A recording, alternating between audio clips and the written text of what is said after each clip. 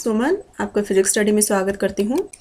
तो कुछ एक स्टूडेंट्स की मुझे क्वेरीज आ रही थी कि मैम एफ कैट का सिलेबस क्या रहेगा। जिन स्टूडेंट्स ने ये जो एफ कैट फरवरी 2022 के लिए जो अप्लाई किया है, तो उन स्टूडेंट्स के एक फ़ोन आ रहे थे कि मैम एफ कैट का सिलेबस बता दीजिए। कि जो बच्चे बीएससी स्ट्रीम से बिलोंग करते हैं उन बच्चों की क्वेरीज थी कि क्या मैम उसमें स्पेशल साइंस स्ट्रीम रहेगी या फिर कोई जनरल पेपर रहेगा। तो होप कि उन स्टूडेंट्स ने ये वाली जो वैकेंसीज निकली थी आपकी नोटिफिकेशन जो एफ कैट जो 12 से लेकर 14 फरवरी तक होगा, ठीक है, मे बी स्टूडेंट्स ने ये अप्लाई किया होगा तो इसकी भी प्रिपरेशन कर रहे होंगे।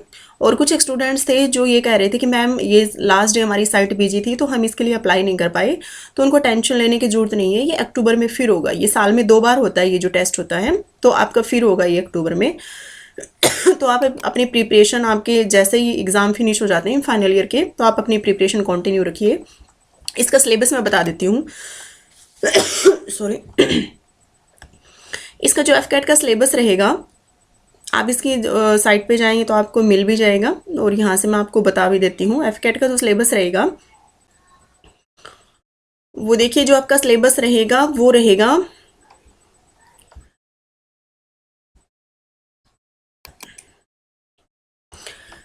ये है। देखो, इसमें जो आपके सब्जेक्ट रहेंगे वो general awareness, verbal ability in English, numerical ability and reasoning, 4 इसके पोर्शन रहेंगे। 2 आवर्स का आपका पेपर होगा। टोटल जो क्वेश्चन होंगे आपके 100 मार्क्स के होंगे और 300 का टोटल आपका पेपर होगा। 1/3 आपकी नेगेटिव मार्किंग रहेगी।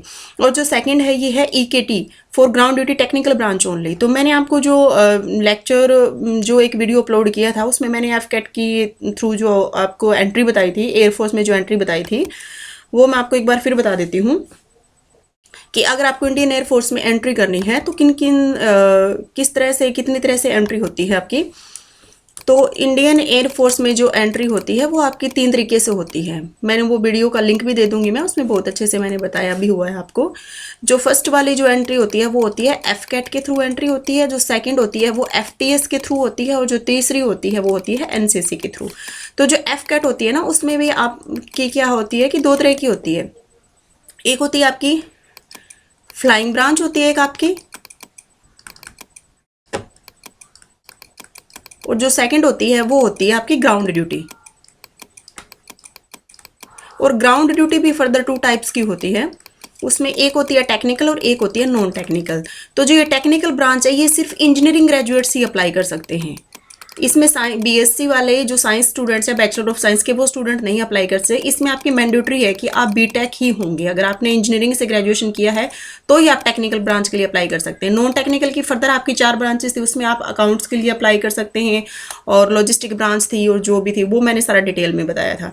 तो यहाँ पे मैंने आपको इसलिए बताया क्योंकि यहाँ पे देखो सिलेबस में आपका जो नेक्स्ट सिलेबस है ना, EKT for ground technical branch only. EKT का मतलब है इंजीनियरिंग नॉलेज टेस्ट।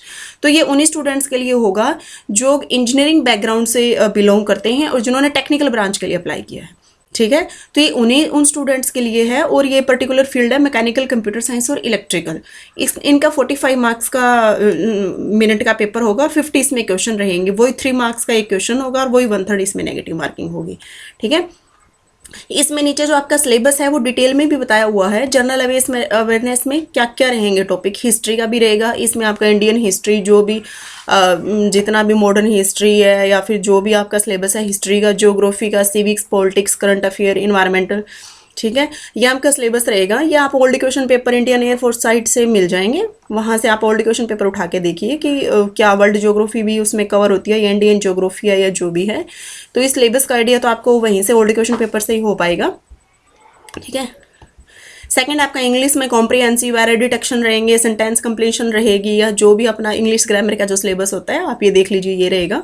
उसके बाद न्यूमेरिकल एबिलिटी में आपके वर्क एवरेज, प्रॉफिट लॉस, जो एज यूजुअल जो आपके मैथमेटिक्स आप 9th 10th में जो पढ़ते हो, ठीक है, और रीजनिंग।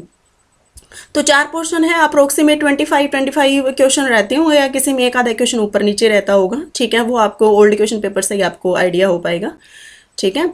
तो आप इसको सिलेबस को देख लीजिए अच्छे से, ओल्ड क्वेश्चन पेपर आप देखिए, प्रिंट आउट निकालिए और आप इनको प्रैक्टिस कीजिए, आपको सिलेबस का भी आइडिया हो जाएगा, ठीक है। आगे इसका थोड़ा सा और भी सिलेबस इसको एक्सपेंड कर रखा है, आप इसको देख लीजिएगा, ठीक है। और जो इसका है जो इंजीनियरिंग का, इसका भी हर अलग अलग ब्रांचेस के लिए सिलेबस है मेंशन कि इनका मैकेनिकल कंप्यूटर का और इनकी पर्टिकुलर डिसिप्लिन का सिलेबस है।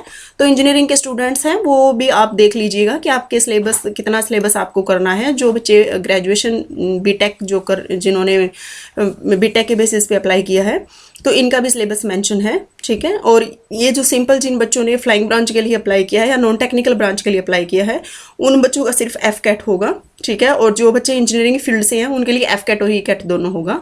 तो ये था आपका बेसिक सिलेबस और बाकी आप डिटेल में आप इंडियन एयरफोर्स की साइट से भी आप विजिट कर सकते हैं, ठीक है। तो ऑल दी बेस्ट। और बाकी जो भी नोटिफिकेशन कैरियर से रिलेटेड अगर आप जानना चाहते हैं तो आप मेरे चैनल को सब्सक्राइब कर लीजिए और आप अपने कमेंट के थ्रू अगर कुछ पर्टिकुलर कुछ इन्फॉर्मेशन चाहते हैं तो भी आप कमेंट सेक्शन में रिप्लाई कीजिए। Definitely I will help you अगर मैं कर सकी अपने लेवल पे तो। Okay, thank you.